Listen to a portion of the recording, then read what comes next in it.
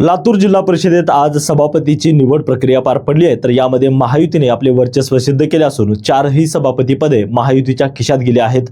महायुतीमधील जागा वाटपाचा फॉर्म्युला अखेर ठरला असून राष्ट्रवादी अजित पवार गटाकडे आणि भाजपकडे प्रत्येकी 2 पदे मिळाली आहेत। लातूर जिल्हा परिषदेत गेल्या काही दिवसापासून सभापती निवडीवरून सुरू असलेल्या चर्चांना आज पूर्णविराम मिळालाय।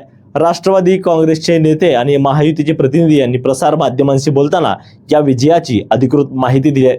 विशेष म्हणजे काँग्रेस पक्षाने आपले अर्ज मागे घेत महायुतीला पाठिंबा दिल्याने ही निवड प्रक्रिया अधिक सुलभ झाली आहे।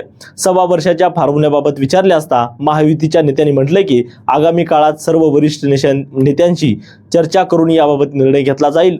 सध्या तरी लातूर जिल्हा परिषदेवर महायुतीचा झेंडा फडकला असून नवीन सभापतींनी आपापल्या दालनात जाऊन पदभार स्वीकारलाय। ते आज जिल्हा परिषदेच्या विषय समितीच्या सभापतीची निवड त्या ठिकाणी करण्यात आली।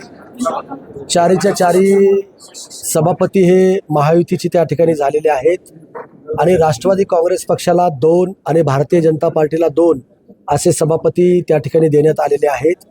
आणि काँग्रेस पक्षाने सुद्धा सभापतीच्या निवडणुकीमध्ये त्यांची उमेदवारी अर्ज मागे घेऊन आम्हाला त्या ठिकाणी पाठिंबा दिला। त्याबद्दल मी काँग्रेस पक्षाचे नेते आणि काँग्रेस पक्षाचे सर्व पदाधिकारी त्यांचे सुद्धा मी आभार या ठिकाणी व्यक्त करतो। आणि हे चारीच्या चारी सभापती आणि उपाध्यक्ष आणि अध्यक्ष हे सुद्धा जिल्ह्याला एका विकासाच्या नव्या पर्वावरती नेऊन ठेवतील अशी आशा या ठिकाणी व्यक्त करतो।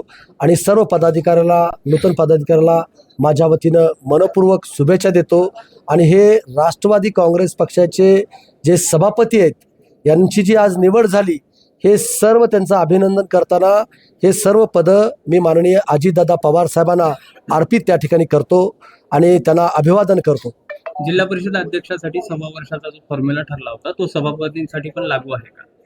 त्या संदर्भामध्ये परत आम्ही जिल्ह्यातले सर्व महायुतीचे नेते आम्ही त्या ठिकाणी बसू आणि त्यावरती चर्चा करू। ज्या पद्धतीनं जिल्हा परिषद अध्यक्ष आणि उपाध्यक्ष पदाला जो कालावधी त्यांनी लागू केलेला आहे त्या संदर्भामध्ये त्यावेळेस चर्चा करून आम्ही त्या ठिकाणी निर्णय घेऊ। कुठली पद आहेत? हे आज आता तुम्ही पाहायला असाल की बांधकाम आणि आरोग्य हे राष्ट्रवादी काँग्रेसकडे आहे, सामाजिक न्याय राष्ट्रवादी काँग्रेसकडे आहे आणि महिला व बालकल्याण हे भारतीय जनता पार्टीकडं आणि कृषी व पशुसंवर्धन हे सुद्धा भारतीय जनता पार्टीकडं त्या ठिकाणी आहे। आणि त्या चेंबरमध्ये हे सभापती जाऊन विराजमान झालेत आणि त्यांचं स्वागत सुद्धा आम्ही त्या ठिकाणी केलेलं आहे।